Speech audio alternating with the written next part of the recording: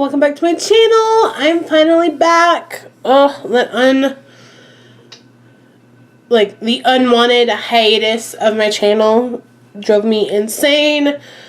But I'm back now, and I'm starting this little mini series of what I've learned during stamping, because I know there are some people out there that are wanting to try stamping but might not know what it all entails, like what you need for it, kind of scared about it. Don't worry, I'll try to help, because I've seen on a group or two I'm in on Facebook that some women will comment that they want to start stamping, they're complete beginners, and they need some help. I'm not saying I am a pro. I have my days where I'm like, stamping sucks, out of the way. And then there are days where I'm like, oh, stamping is life. So, yeah, that's me. I'm not a pro. I've been stamping for just a little bit, but I still don't know everything, but I'm sharing what I have learned or have come across in tip-wise for you guys. So this is the first video. So we are going to start off with talking about the stampers and scrapers. With that being said, let's get into it to see how it's done. So, what they call stampers are the devices that you use to pick up the design from the plates. And as you all have seen, this lovely one that I've used multiple times in my videos. This is from Clear Jelly Stamper, I believe.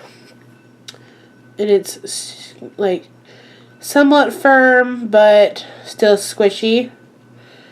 I wouldn't necessarily call this sticky top. Not really. And as you can tell, it's really well loved. And the reason I just leave this alone is because it's not hurting anything, and it just shows the love. And this is how it comes.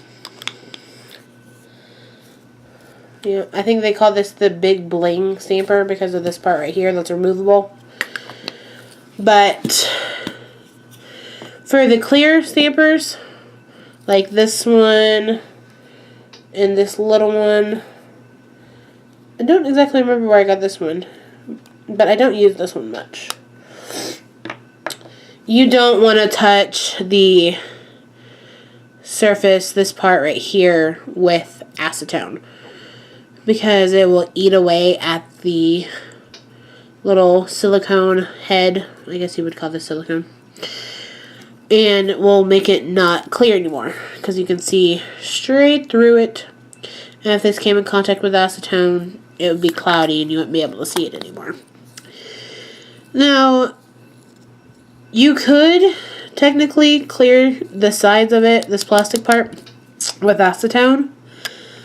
But, see, I tried a little bit here. It's still functional, but it's just a tiny bit cloudy. So, it all really depends on your preference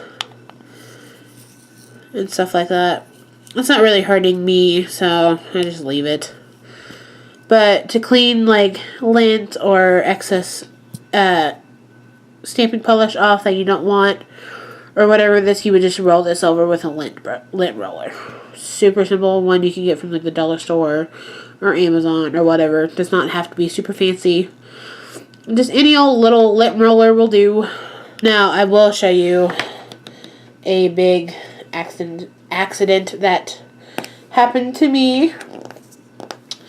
So this was my very first clear stamper that I bought, correct? And I put it in my storage. Went to go use it one day and noticed it looked like this. I'm like, what the heck happened? As you can see, it's clear from this side, but it's unusable from this side. So what I'm assuming happened is some of my acetone leaked onto the bottom of this and just kind of ate away at it, because you can see it's all bumpy and stuff, but whatever.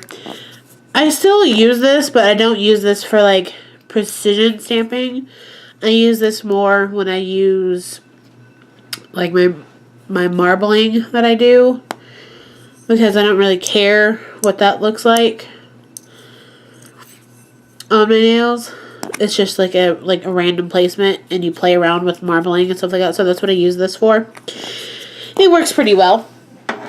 There are other stampers that aren't the clear jelly ones. Like this one. This is like one of my very first ones I ever got.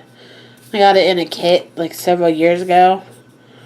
Don't even know if they sell these anymore. This is just a double-ended, and it's hard. It's not squishy at all. Like, there's a tiny bit of give, but as you can see, I'm pressing super, super hard. And here's this one. Don't remember where this one came from either, but it's a little bit squishier than that double-ended one. But my findings is that I just prefer clear ones the best, so I just use them the most.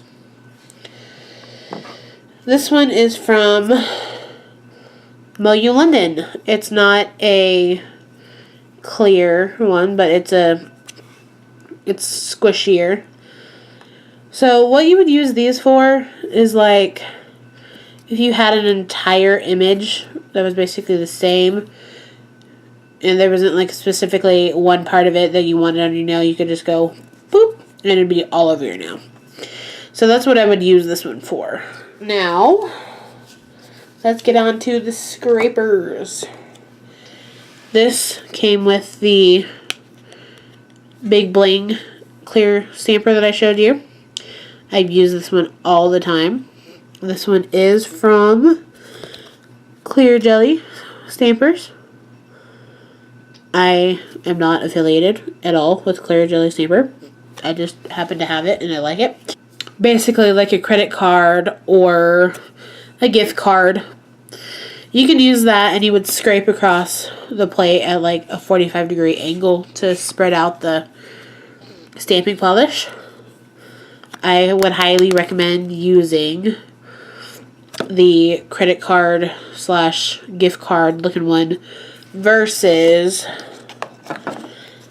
these two. Like, this came out,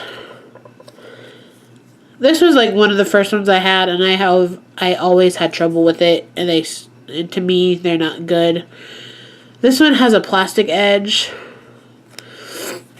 and this one is like metal. And what I found is these can scratch your surface plate. And you really don't want to scratch your surface plate. I mean, these are good in a pinch if these are all you have to start out with. But you just need to be super, super careful with these. Because they can scratch your plate, and that's not what we want to happen. Now, the last thing I wanted to mention about these is when you get them, sometimes when you go use them for the very first time, you may have issues picking them up, like picking the images up. And in that case, you can take them out of the holder and lightly like rinse them off with warm water and a mild dish soap just to clear it off, and that should help you pick up the image better. And for the ones that the heads don't come out, or the ones that aren't clear, they'll be like super shiny when you first get them. And what you do for those is you just take a nail file and lightly go over it just to somewhat buff off the shininess of it. And if you don't have a stamper that comes with a lid to keep off the dirt and fuzzies off of the head of it, you can just keep them. I keep my two jelly stampers that have lids in this box. I just do. I've done a review on this box before. I love it. Highly recommend it. You can just stick them in there along with their scrapers, and it's good. You can do that with ones that don't have lids or with the lids, or you can put pieces of tape over the heads of them to keep the lint and fuzzies off of them. It's whatever you want to do. That will be it for this week's video on my new little series, Stamping 101. I hope you guys enjoyed this video. If you did, give it a big thumbs up. It helps me know you like these kinds of videos as well as you like me. I'm super happy to be back. It's not that I got into a funk. I still was recording some. But now I'm just like running out of designs a little bit for my nails. So if you guys could leave a comment down below for what you would like to see next on my nails for a nail design, that would be greatly appreciated. And if you see a red subscribe button down below, that means you're not subscribed to my channel, so be sure to hit that. After you hit the subscribe button, be sure to turn on the post notification bells so you get notified when I upload, so you never miss a video. And I'll see y'all later. Bye!